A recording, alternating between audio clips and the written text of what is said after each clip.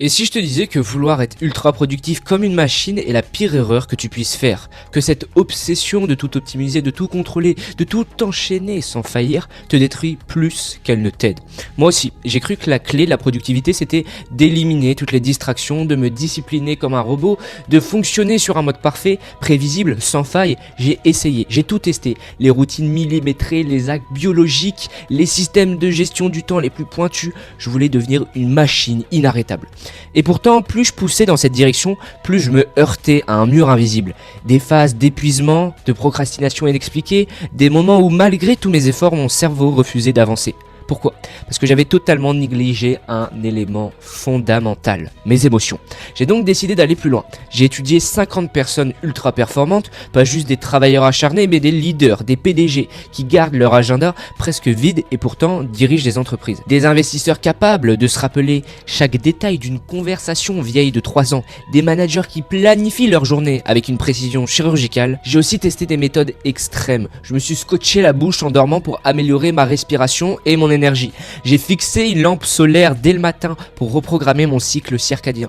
J'ai avalé des pilules censées booster mon cerveau, scruter mes cycles de sommeil avec des capteurs. Tout ça dans l'espoir de devenir plus efficace. Mais après toutes ces expériences, j'ai compris une chose capitale. Les plus productifs ne sont pas ceux qui essaient de se transformer en machine. Ce sont ceux qui maîtrisent leurs émotions. Ils ne luttent pas contre leur nature humaine, ils l'utilisent à leur avantage. Et aujourd'hui, je vais te partager les 3 étapes simples qu'ils appliquent pour y arriver. Des étapes que tu peux mettre en place dès maintenant pour arrêter de lutter contre toi-même et enfin exploiter tout ton potentiel. Juste avant que l'on commence, si tu veux arrêter de perdre ton temps et vraiment avancer vers tes objectifs, alors clique sur le premier lien dans la description pour accéder à une formation 100% gratuite que j'ai préparée exclusivement pour les membres de ma newsletter. Tu découvriras comment hacker ton cerveau pour booster ta concentration, ta productivité et ton focus en appliquant une technique ultra efficace que peu de gens connaissent. La majorité des gens pensent que s'ils n'arrivent pas à être productifs, c'est parce qu'ils manquent de discipline, qu'ils sont trop distraits ou qu'ils n'utilisent pas la bonne méthode. Alors ils essaient de se forcer, de s'imposer des routines strictes, de tester une nouvelle application miracle, mais en réalité ce n'est pas un problème d'organisation, c'est un problème d'émotion. Culpabilité, honte, peur, ce sont elles qui dictent nos comportements en profondeur. Ce sont elles qui nous poussent à éviter certaines tâches, à procrastiner, à nous disperser. Et le pire, c'est qu'on ne se rend même pas compte. On se dit juste qu'on n'a pas la motivation, qu'on devrait faire mieux, sans jamais creuser plus loin. Mais il y a une différence fondamentale entre les gens qui se battent avec leur productivité et ceux qui semblent avancer sans effort. Les ultra productifs sont conscients de leur blocage. Ils ne se mentent pas à eux-mêmes. Ils prennent le temps de regarder ce qui les freine au lieu de simplement essayer de se forcer. Moi, par exemple, j'avais un problème avec ma boîte mail. Je recevais des centaines de mails par semaine. Et pourtant, je laissais ma boîte se remplir jusqu'à ce que ça devienne un vrai cauchemar.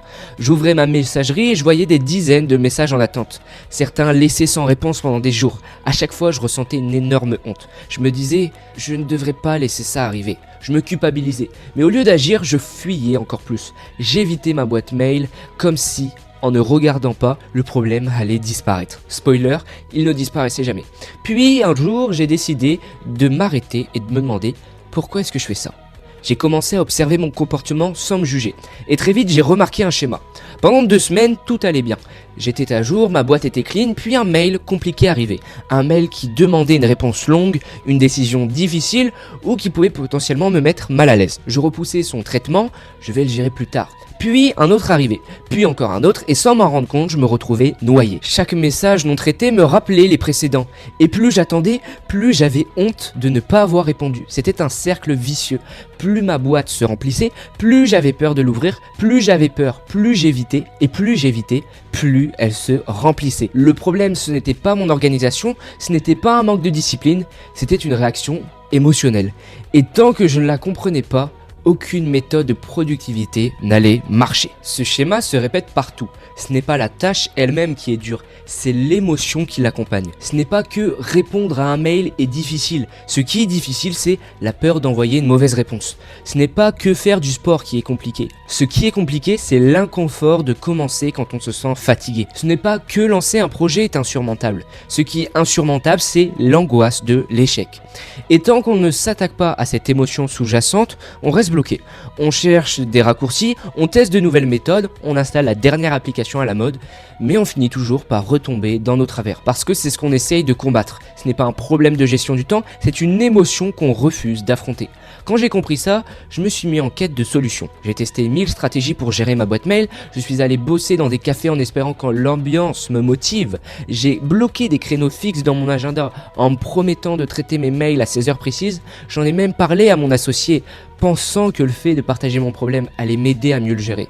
Mais rien ne fonctionnait. À chaque fois, je retombais dans le même piège parce que toutes ces solutions étaient rationnelles, alors que mon blocage était émotionnel. Alors j'ai décidé de tester une idée complètement absurde. Me faire surveiller. J'ai demandé à mon assistante de m'envoyer un message au début et à la fin de chaque session de tri de mails. Juste une question simple. Combien de mails au début et combien de mails à la fin? Et là, un truc incroyable s'est produit. Du jour au lendemain, je n'avais plus de retard. Ma boîte mail restait propre en permanence. Pourquoi? Parce que j'avais arrêté d'essayer de me discipliner contre mes émotions et que j'avais commencé à les utiliser à mon avantage. Dans mon cas, c'était la peur de décevoir quelqu'un qui m'aidait à agir. Savoir que mon assistante allait me demander où j'en étais m'empêchait de fuir. Ce n'était pas un système compliqué, pas une nouvelle méthode révolutionnaire, juste un petit ajustement qui jouait directement sur mon déclencheur émotionnel. Et ça, c'est la clé. Ce n'est pas en essayant de supprimer tes émotions que tu deviendras plus productif.